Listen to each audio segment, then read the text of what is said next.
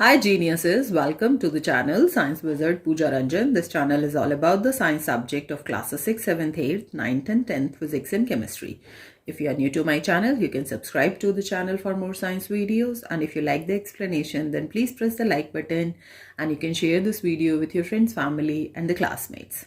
So आज जो chapter हम डिस्कस करने वाले हैं वो है क्लास 8 लिविंग साइंस बुक से chapter 7 conservation of plants and animals.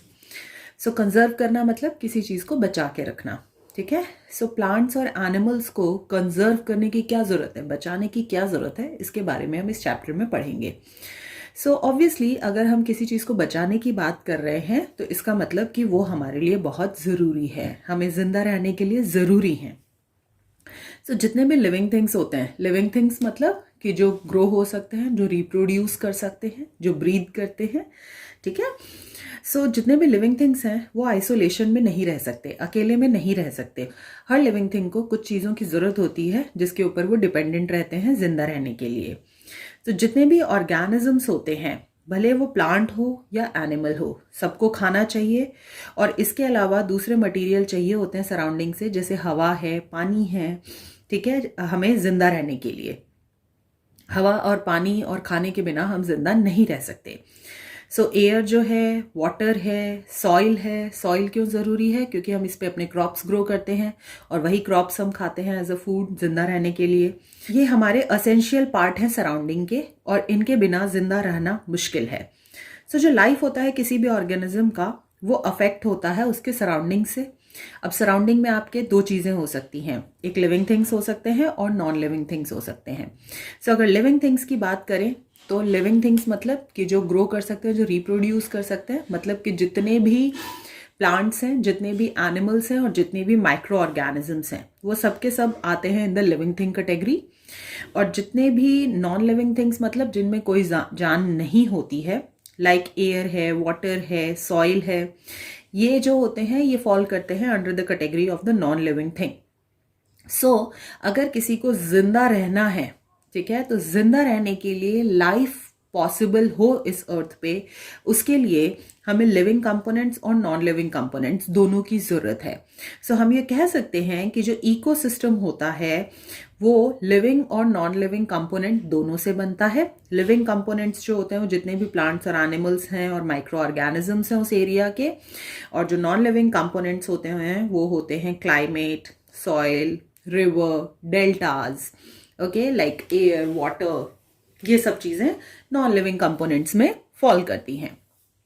अब रिवर तो आपको पता ही है. ठीक है. जब रिवर जो होती है ना, जब वो ब्रेक डाउन होती है इनटू द स्मॉलर डेल्टाज और फिर वो डेल्टाज के थ्रू जाके मिक्स होती है into the sea and the oceans. So उन्हीं को हम डेल्टाज कहते हैं. जैसे ट्रंक है ना, पेड़ का ट्रंक समझ लो रिवर है और जो उसकी ब्रांचेस निकल रही हैं दोज आर द डेल्टाज, और वो डेल्टाज जाके मिक्स होते हैं इनटू द ओशियन. सो इस ढंग से रिवर का पानी ओशियन में मिक्स होता है थ्रू द डेल्टाज. मैं पिक्चर दे रही हूँ फॉर अ रेफरेंस. आप नेक्स्ट अगर इकोसिस्टम की बात करें तो इकोसिस्टम में अगर लिविंग ऑर्गेनिजम्स की बात कर रहे हैं तो डिफरेंट टाइप्स ऑफ स्पीशीज होते हैं. अब स्पीशीज क्या होते हैं? स्पीशीज जो होते हैं वो ग्रुप ऑफ ऑर्गेनिजम्स हो सकते हैं जो कि सिमिलर होते हैं एक दूसरे से और रिप्रोड्यूस करते हैं विद इन द ग्रुप. सो अगर आप अपने चारों तरफ देखोगे तो बहुत सारे स्पीशीज दिख जाएंगे आपको. ठीक है, आपके इकोसिस्टम में. लाइक ह्यूमन बींग्स जो हैं वो एक तरह के स्पीशीज हैं, डॉग्स जो हैं वो एक तरह के स्पीशीज हैं, कैट एक तरह के हैं, फ्रॉग एक तरह के हैं. ठीक है, स्पाइडर्स एक तरह के हैं. सो इस ढंग से अगर आप देखोगे तो इकोसिस्टम में आपको डिफरेंट वैरायटी ऑफ स्पीशीज मिल जाएंगे. ठीक है, तो कोई भी जो ग्रुप होता है ऑर्गेनिज्म का जो कि एक दूसरे के जैसे ही दिखते हैं बिल्कुल, और उसी ग्रुप में जब रिप्रोड्यूस करते हैं तो उसी ग्रुप को हम स्पीशीज कहते हैं. सो जैसे ह्यूमन बींग्स हैं, सब एक दूसरे के जैसे ही दिखते हैं. ठीक है, सबके दो पैर हैं, दो हाथ हैं, एक नाक है, एक मुंह है, और ह्यूमन बींग्स जो होते हैं वो एक दूसरे में ही रिप्रोडक्शन करते हैं. ठीक है, same goes for the cat, same goes for the dogs. So ये स्पीशीज हैं. सो इस ढंग से प्लांट्स में भी आपको बहुत सारी स्पीशीज देखने को मिल जाएंगी और एनिमल्स में भी आपको बहुत सारी स्पीशीज देखने को मिल जाती हैं आपके इकोसिस्टम में. नेक्स्ट अगर बायोडाइवर्सिटी की बात करें तो बायो का मीन्स मतलब होता है लाइफ. ठीक है, all the living organisms we can say that. सो क्या क्या हो सकते हैं, वो प्लांट हो सकते हैं, एनिमल हो सकते हैं और माइक्रो ऑर्गेनिजम्स हो सकते हैं। माइक्रो ऑर्गेनिजम्स मतलब कि वो ऑर्गेनिजम्स जो नेकेड आई से नहीं देखे जा सकते, जो बहुत छोटे होते हैं, जैसे बैक्टीरिया, वायरस। ओके, सो अगर हम बायोडाइवर्सिटी की बात करें, तो डाइवर्सिटी का मतलब होता है अनेकता। ठीक है, तो अभी मैंने बात की कि अगर हम इकोसिस्टम में देखेंगे तो बहुत सारे डिफरेंट टाइप ऑफ ऑर्गेनिजम्स आपको देखने को मिल सकते हैं। तो हम ये कह सकते हैं कि जो बायो है मीन्स जो लाइफ है उसमें डाइवर्सिटी है। इवन दो जितने भी ऑर्गेनिजम्स होते हैं उनका फंडामेंटल सिमिलैरिटी सेम होता है, मतलब कि सब ग्रो करते हैं, रिप्रोड्यूस करते हैं, सबको खाने की जरूरत है, हवा की जरूरत है जिंदा रहने के लिए। बट उसके बाद भी डिफरेंट वेराइटीज ऑफ ऑर्गेनिजम्स आपको देखने को मिल जाएंगे। ओके, पर्टिकुलर इकोसिस्टम में। अब डिफरेंट टाइप्स ऑफ इकोसिस्टम होते हैं, जैसे अब पहाड़ पे जाओगे तो पहाड़ों पे अलग तरह के आपको पेड़ पौधे और जानवर देखने के लिए मिलते हैं। ठीक है, अगर आप पोलर रीजन में जाओगे तो पोलर रीजन में वहां बहुत ज्यादा ठंड होती है, बर्फ होती है, वहां अलग तरह के आपको जानवर और पेड़ पौधे मिलेंगे देखने के लिए। डेजर्ट में आओगे तो वहां अलग तरह के पेड़ पौधे और जानवर मिलेंगे।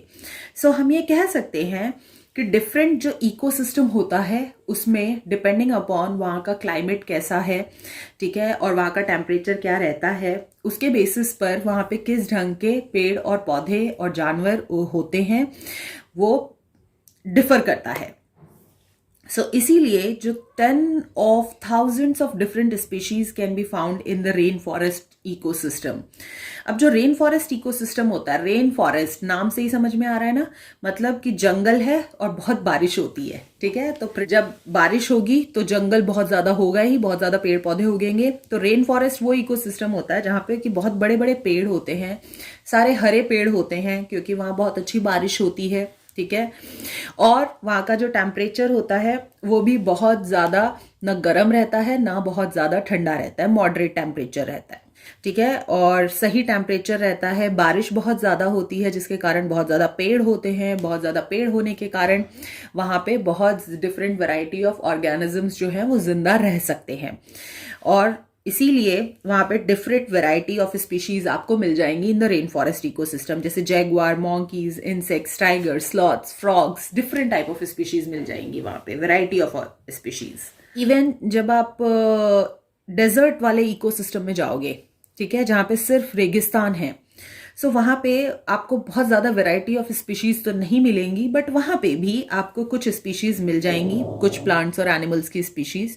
जैसे कि डेजर्ट में जब जाओगे तो वहां पे आपको ज्यादातर ऐसे प्लांट्स मिलते हैं जो कि बिना पानी के भी बहुत लंबे टाइम तक जिंदा रह सकते हैं।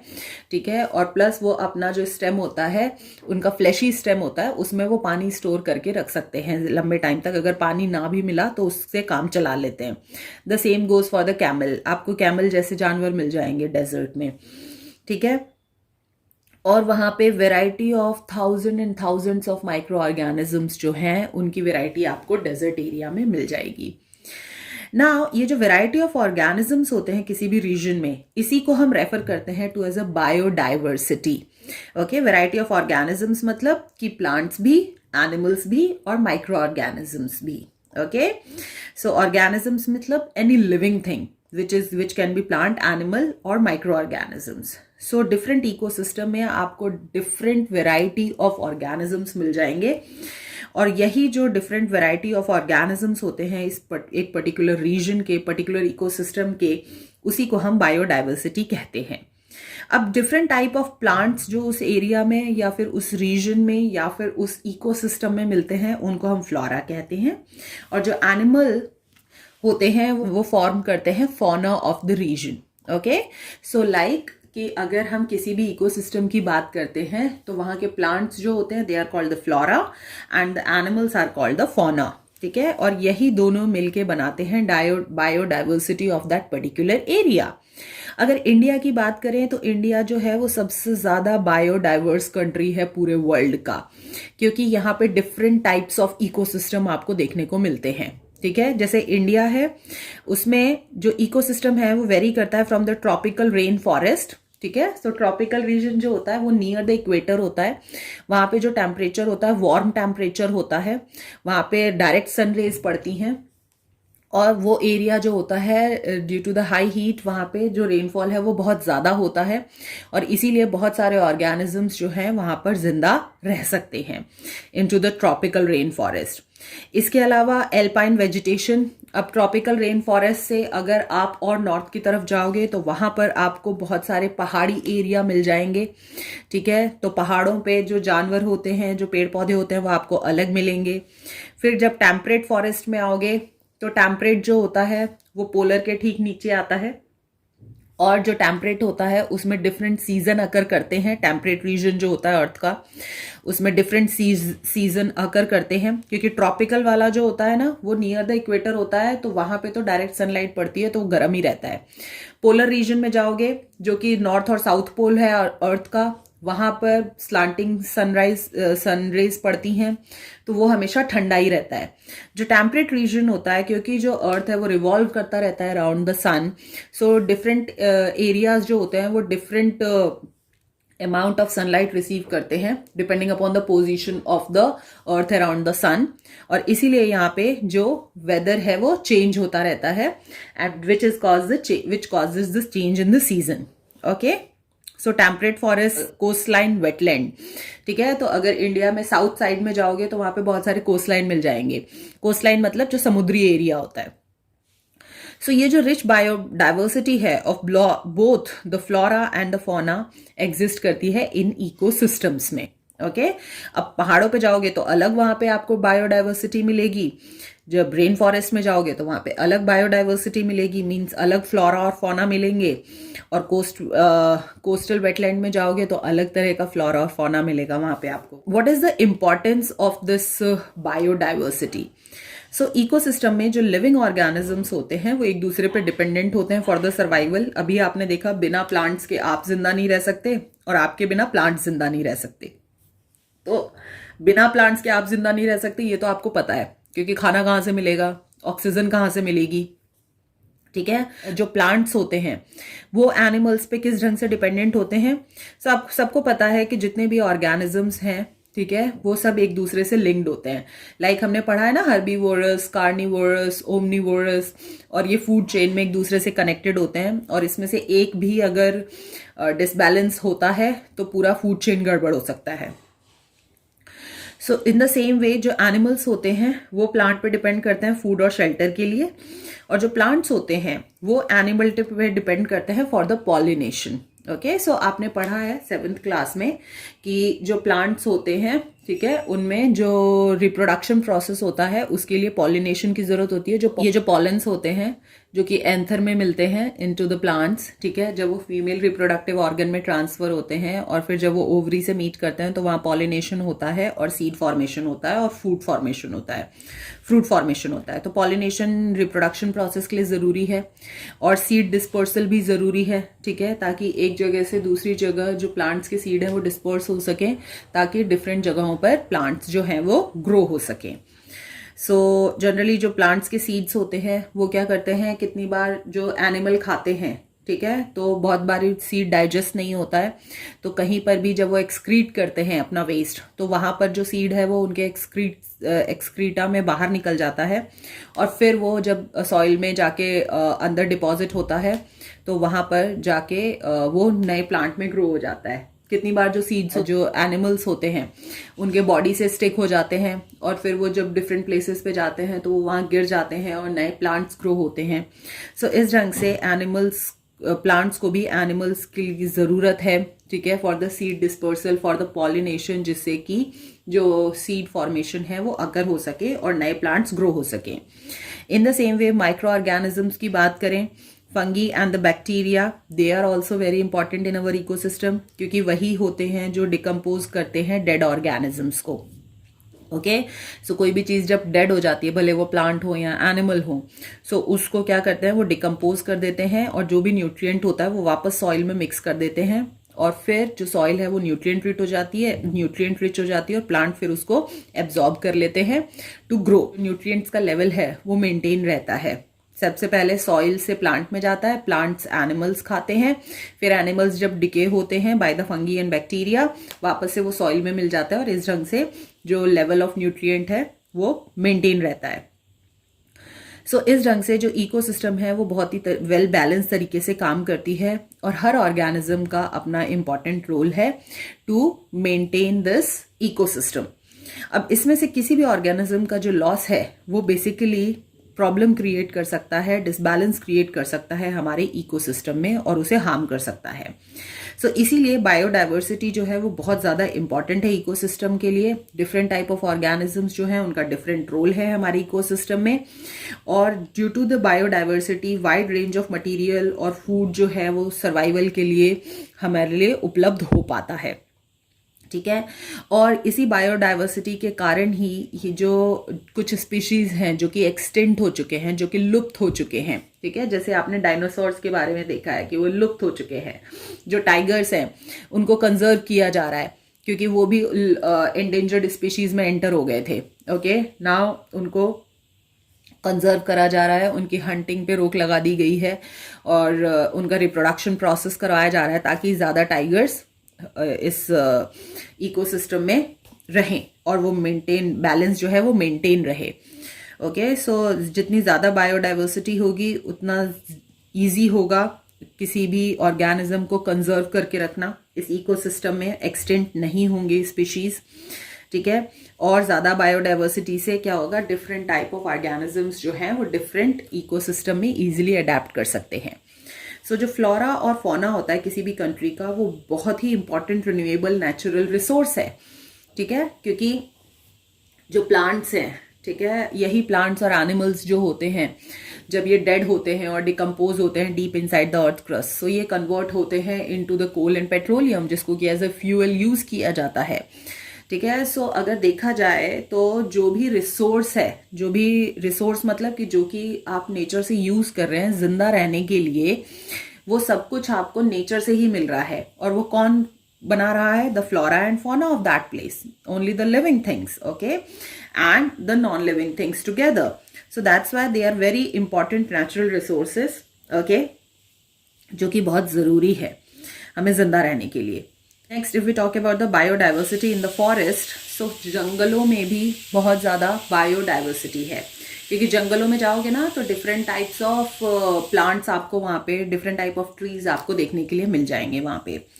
So about 1/5 of the area of our country is covered by the forest, okay, और ये एस्टिमेट किया गया है कि ऑलमोस्ट 67.71 मिलियन हेक्टेयर्स, जो कि 20.6% है of the total area of the India, वो कवर्ड है विद द फॉरेस्ट। ओके, अब फॉरेस्ट क्यों जरूरी है ये आप पहले भी पढ़ चुके हो। Let's quickly see the reasons.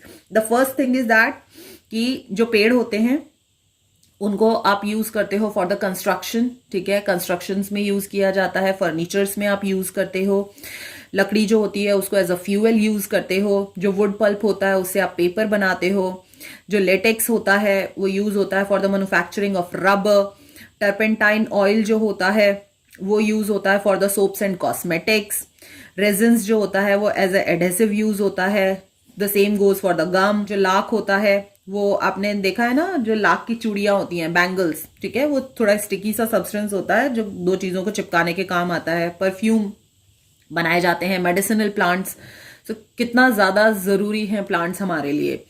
Second, ये प्रोटेक्ट करते हैं wild life, since wild life depend on the forest for the food and the shelter, ठीक है। वाइल्ड लाइफ का मतलब कि वाइल्ड मतलब जो जंगली जानवर होते हैं, ठीक है, सो जंगली जानवर जो होते हैं उनको प्रोटेक्ट करके रखते हैं, प्रिजर्व करके रखते हैं, we can say that, okay.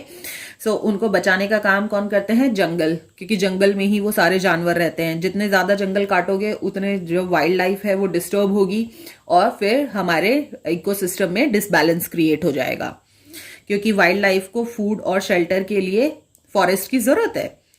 They help in maintaining the balance between the carbon dioxide and oxygen in the atmosphere, because plant जो होते हैं वो photosynthesis process करते हैं और वो कार्बन डाइऑक्साइड लेते हैं और ऑक्सीजन रिलीज करते हैं ड्यूरिंग दैट प्रोसेस। सो अगर जंगल काट दोगे तो फिर लेवल ऑफ कार्बन डाइऑक्साइड तुम्हारे एटमॉस्फेयर में इंक्रीज होने लगेगा, जिससे कि ग्लोबल वार्मिंग बढ़ रही है।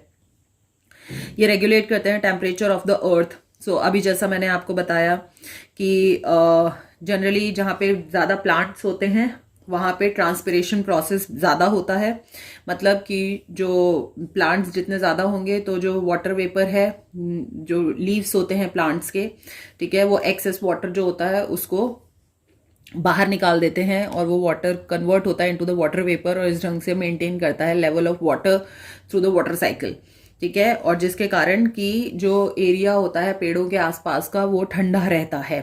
सो बहुत इंपॉर्टेंट है कि ये मेंटेन करते हैं the temperature of the earth also. जितना ज़्यादा पेड़ काटते जाओगे कार्बन डाइऑक्साइड और ग्रीन हाउस गैसेज उतनी बढ़ती जाएंगी और ग्लोबल वार्मिंग उतनी बढ़ती जाएगी। नेक्स्ट, ये वाटर साइकिल मेंटेन करने में हेल्प करते हैं bye releasing the water through the transpiration process. Transpiration process में क्या होता है कि जो भी रूट्स एब्जॉर्ब करते हैं ना प्लांट्स, वो लीव्स यूज करती हैं फॉर द फोटोसिंथेसिस प्रोसेस। जो भी एक्स्ट्रा वाटर होता है वो लीव्स जो होती हैं वो स्टोमेटा के थ्रू बाहर निकाल देती हैं और वही वाटर कन्वर्ट होता है इनटू द वाटर वेपर और फिर वाटर साइकिल में वो ऊपर जाता है, कंडेंस होता है और फिर प्रेसिपिटेशन अकर करता है, रेनफॉल, और कूल करता है एटमॉस्फेयर को। नेक्स्ट, ये मेंटेन करते हैं water top table by slowing down the flow of the rain water which results in the increased absorption of water by the soil.